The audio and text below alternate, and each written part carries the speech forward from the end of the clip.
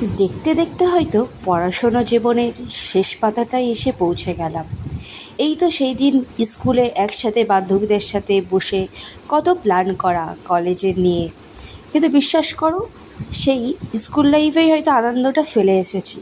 College লাইফে বান্ধবীদের সাথে সেই আনন্দটা কখনোই উপভোগ করতে পারিনি।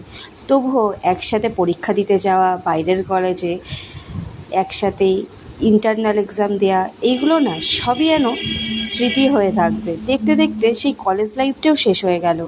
দেখতে দেখতে আমরা এখন লাস্ট সেমিস্টার চলছি।